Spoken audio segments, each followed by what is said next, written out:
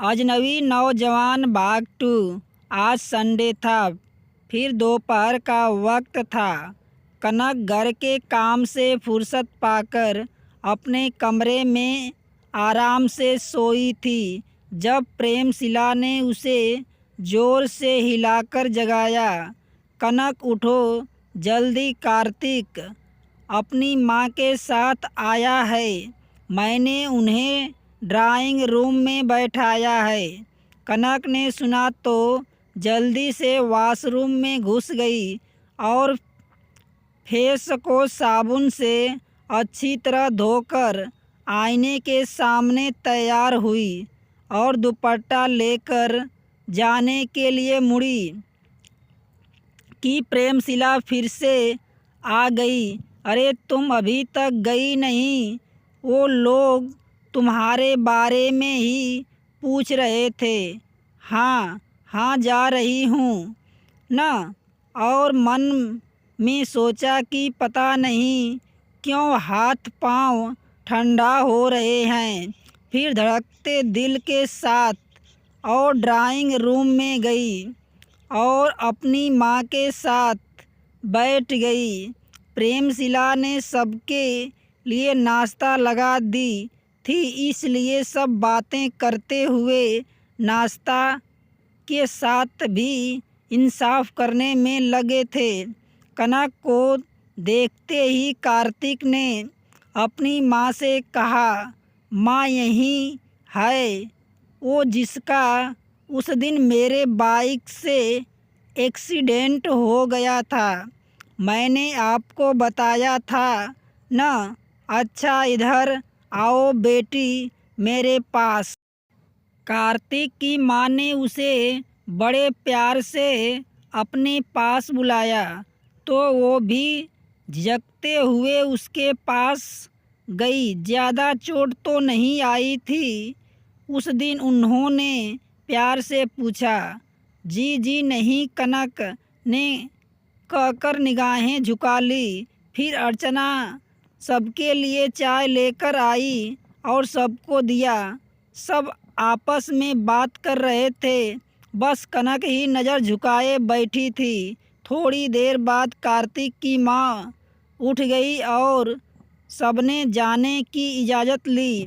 अच्छा बहन जी, अब चलते हैं हम, आप लोग भी हमारे यहाँ ज़रूर आइएगा। फिर वो कनक और प्रेमशिला को बोली, तुम लोग भी ज़रूर आना बेटा। जी जी ज़रूर, कनक हड़बड़ा गई।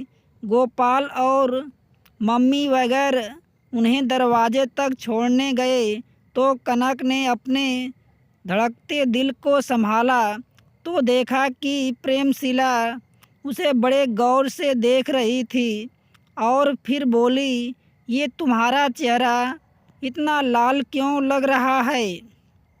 वो जल्दी से साबुन कुछ ज़्यादा रगड़ लिया था न, इसलिए कनक ने शर्माते हुए कहा। पता नहीं कब सुधरोगी तुम। और बोलते हुए प्रेमशिला ने टेबल पर रखा कार्ड उठा लिया और पढ़ने लगी। कैसा कार्ड है, देख नहीं रही? शादी का कार्ड है। हाँ हाँ, देखकर ही तो पूछ रही हूँ। किसका शादी का कार्ड है? कार्तिक की शादी का कार्ड है। गोपाल ने अंदर आते हुए कहा, अगले हफ्ते है शादी, तुम लोग ज़रूर जाना, बहुत अच्छी लगेगी। मुझे कार्तिक की माँ बड़े मान से बुलाया है। उन्होंने कनक की माँ ने भी गोपाल की बात आगे बढ़ाई। उनकी बात सुनकर कनक का चेहरा सफ़ेद पड़ गया था। वो तो तेज़ी से अपने कमरे में जाने के लिए बढ़ गई। ये क्या हुआ? कैसे हुआ? कब हुआ? क्यों हुआ? वो छोड़ो, ये ना सोचते हूँ। प्रेमशिला ने कनक को उदास देखा तो गुनगुनाना शुरू कर दिया। कनक जो अपनी अधूरी कहानी और एक तरफा मोहब्बत सोग मनाती हुई उदास बैठी थी। उसे गुस्सा आ रहा था। उसने प्रेमशिला को तकिया फेंककर मारा और चिल्लाई, बकवास बंद करो।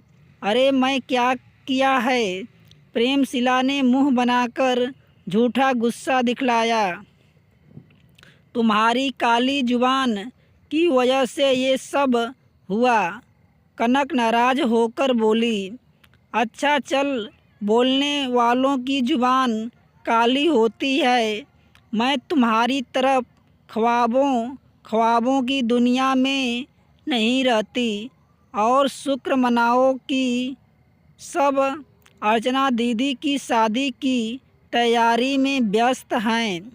नहीं तो और कोई नहीं तो अर्चना दीदी तो तुम्हें ज़रूर ताड़ लेती। फिर सोचो क्या बताना तुम्हारा। प्रेमशिला ने कनक को धमकाया। वैसे हो सकता है अर्चना दीदी की शादी में तुम्हारा हीरो तुमसे टकरा जाए और फिर कार्तिक की शादी में भी तो हम जाने वाले हैं, तो बहुत सारे चांसेज मौजूद हैं। प्रेमशिला ने शरारत से कहा। हाँ हाँ, उड़ा लो मजाक। कनक ने झूठी नाराज़गी से प्रेमशिला को घूरा तो वो हंस दी। घर में शादी की तैयारी शुरू हो गई थी। रोज़ शाम ढले घर में गीत संगीत शुरू हो जाता था। खूब हल्ला गुल्ला होता। कल आलोक भाई कनाडा से आ रहे हैं। अर्चना के बड़े चाचा के बेटे अधिराज ने आकर बताया। जब सब लोग हॉल में बैठकर टीवी देख रहे थे। ये कौन हैं, तुम जानते हो क्या? कनक ने प्रेमशिला से पूछा। बड़ी माँ के मायके के रिश्तेदार हैं। वैसे कहानियों में अक्सर ऐसी सिचुएशन भी होती है। कोई बंदा दूर से आता है और बिल्कुल दिल के करीब हो जाता है। प्रेमशिला ने कनक के कान के पास फुसफुस कर कहा। तुम्हें तो मैं। कनक ने दांत पीसते हुए प्रेमशिला को देखा और उसके हाथ में चुटकी काटी ली। उफ! प्रेमशिला अपना हाथ सहलाने लगी। बड़ी माँ ने कनक को आवाज़ दी। बेटा, ऊपर वाला कमरा जरा कामवाली से साफ करवा देना और जरा देख लेना आलोक पहली बार यहाँ आ रहा है। किसी चीज़ की कमी ना हो। जी। बड़ी माँ बोलकर कनक छत पर चली गई और अपनी देख रेख में कमरा अच्छी तरह साफ करवाया। फिर बेड पर नई चादर बिछाई और मन में सोचा, काश घर में लॉन होता तो गुलदस्ते में ताज़ा फूल सजा देती। उससे अच्छे इम्प्रेशन बढ़ता। और फिर दूसरे दिन सुबह 10 बजे आलोक का आवागमन हुआ। बहुत हैंडसम था आलोक, किसी फिल्मी हीरो की तरह। कनक के चुपके से उसे देखा था। ऐसी पर्सनालिटी कम ही देखने को मिलती है।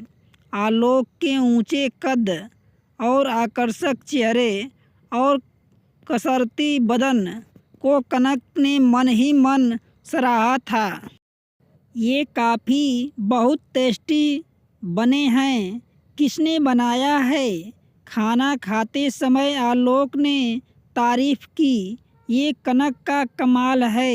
बड़ी माँ ने तारीफ़ करते हुए कहा। वाह, ज़बरदस्त!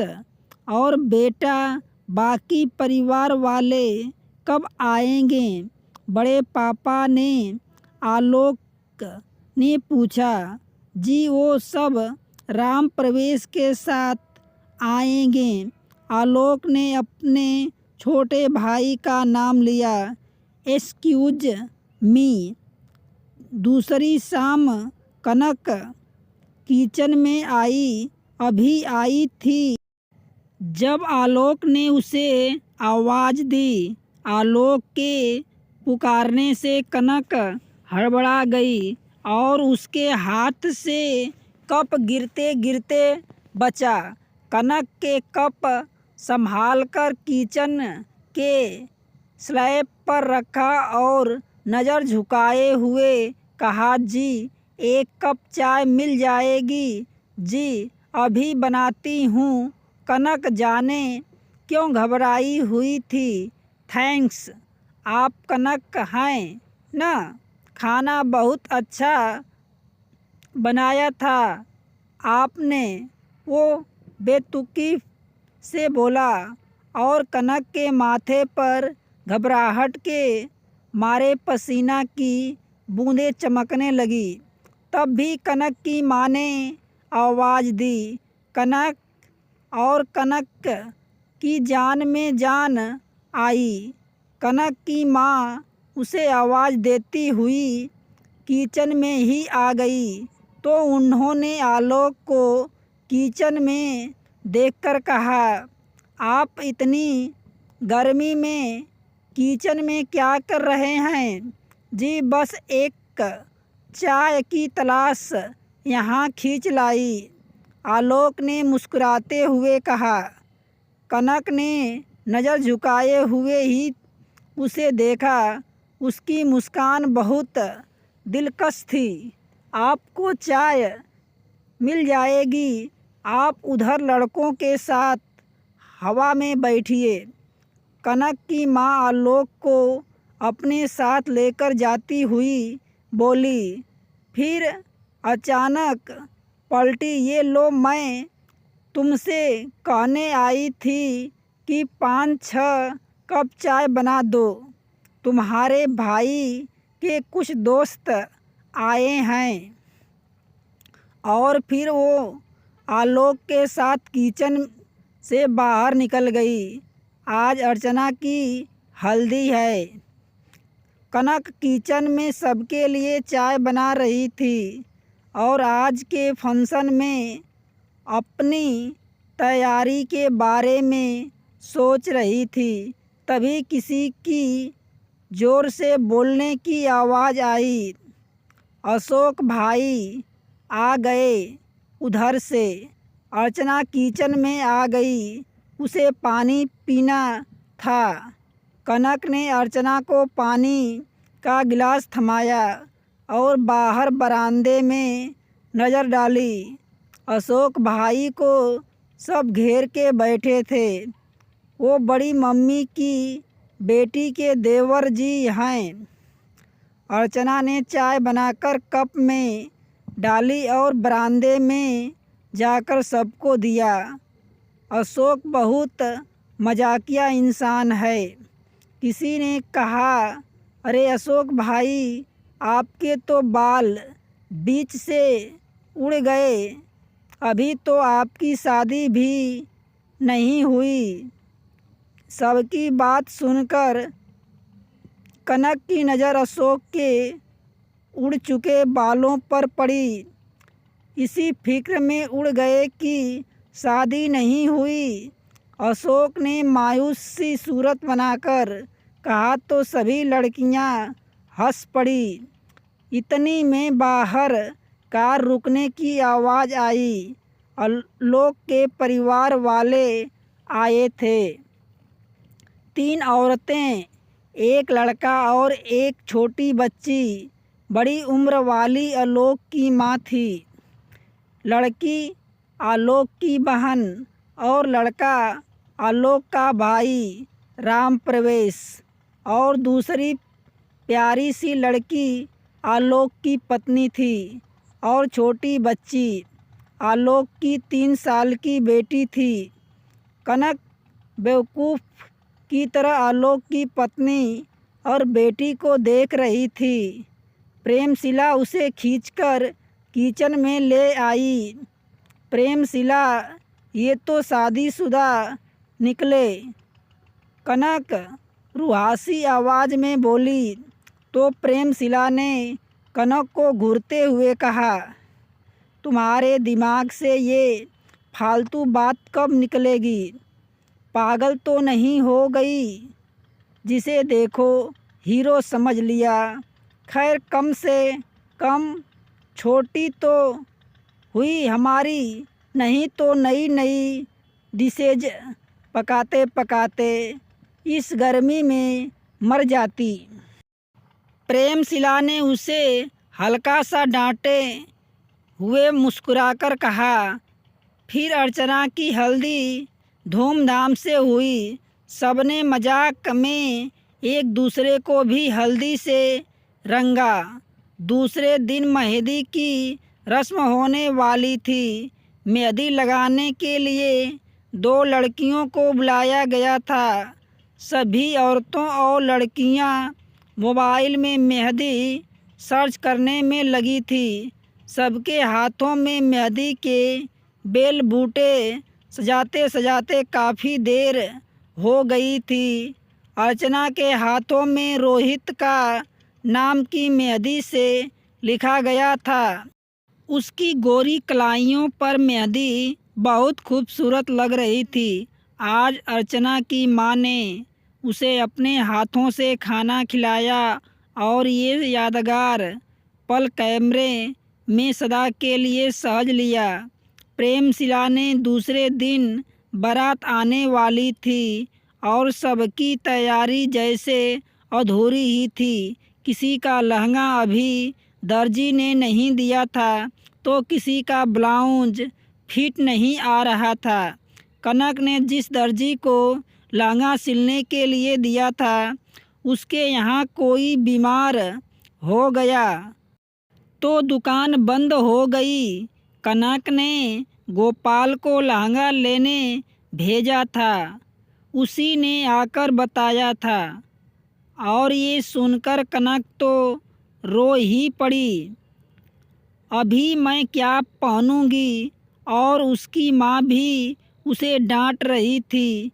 ये नहीं कि वक्त पर कुछ काम कर लो, पर नहीं, तुम्हें तो सारे काम इन वक्त पर सूझते हैं। तभी उधर से गुजरते हुए अशोक ने कनक को ऐसे रोते देखा तो वहाँ चला आया। बोला, ये भी कोई मुश्किल है कनक जो हल ना हो सके। चलो मेरे साथ, मैं शॉपिंग करवा दूंगा। मुझे भी कुछ खरीदना है। चलो अभी चलते हैं, अशोक ने जोर देकर कहा। तो वो सोच में पड़ गई। चली जाओ और साथ में प्रेमशिला या किसी और को भी ले जाना, मम्मी ने कहा। तो कनक जल्दी से तैयार हो आई और फिर अशोक ने गाड़ी निकाली तो कनक उसके साथ वाली सीट पर बैठ गई और बड़ी दीदी के दोनों बच्चे अमन और मारिया जो साथ जा रही थी पीछे की सीट पर बैठ गए। अशोक ने एक अच्छे से बुटीक के सामने कार रोकी। उफ, कितना खूबसूरत सूट है। बुटीक में सूट देखने ते हुए कनक को एक सूट बहुत पसंद आया। क्या पसंद आ गया सूट? अशोक ने कहा। अगर पसंद है तो ले लो, बाकी मुझे भी बहुत खूबसूरत लग रहा है, पर बहुत महंगा है, कनक ने दबी जुबान से कहा। अरे तुम प्राइस की चिंता मत करो, पैसे क्या तुम्हारी खुशी से बढ़कर हैं? अशोक ने सूट पैक करने को बोल दिया, मगर कनक सोच में पड़ गई। मारिया ने कनक को टोका। क्या सोच रही हो मासी, फ्री में मिल रहा है, ले लो।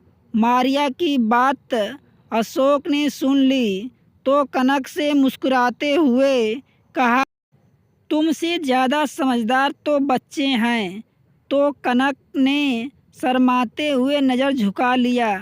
कनक के लिए सूट सेलेक्ट करने के बाद अशोक अपने लिए कोट देखने लगा। कैसा लग रहा है? अशोक ने ब्लैक सूट की तरफ कनक का ध्यान दिलाया।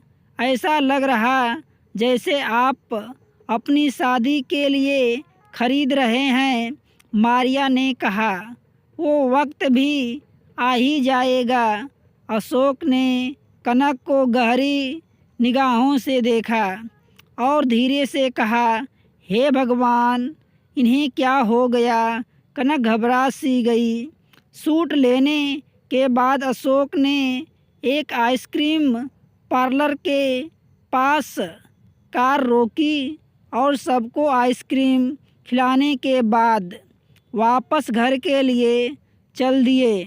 घर जाकर कनक ने प्रेमशिला को सूट दिखाई तो उसने कहा, काश मेरा भी सूट इतना खूबसूरत होता। पर जब कनक की मम्मी ने सूट देखा तो कनक को डांट लगाई। क्या ज़रूरत थी इतना महंगा सूट लेने की, वो भी अशोक की तरफ से? पर मम्मी, मैं तो मना किया था। उन्होंने ज़बरदस्ती दिलाए। कनक मिनमिनाई। अच्छा, अब सबके पास ढोल पीटने की ज़रूरत नहीं, आइंदा ख्याल रखना।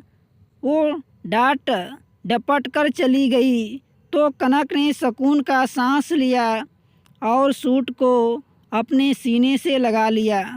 सोचने लगी, है इस प्यारे सूट को पहनकर मैं कितनी प्यारी लगूंगी। फिर सोचा, हे राम, मैं तो अभी तक इस सूट के साथ वाली मैचिंग ज्वेलरी और चूड़ियाँ भी सेट नहीं किया। अब इसके पहले कि कोई मुझे कुछ काम पकड़ा दे, मैं अपने कमरे में चली जाऊं। दूसरे दिन सुबह ही भागम भागा लगी है। बारात आ गई थी। दूल्हे की अगवानी की गई और फिर एक एक करके सभी रस्म में निभाई गई। सभी लड़कियां तितलियों की तरह सजी धजी बहुत खूबसूरत लग रही थी। पर कनक का रूप इन सब ने नुमाइना था। उसकी बड़ी बड़ी नीली आँखें जो सबके अलग खूबसूरत लुक देती थी। वो एक साइड से प्रेमशिला के साथ सेल्फी ले रही थी।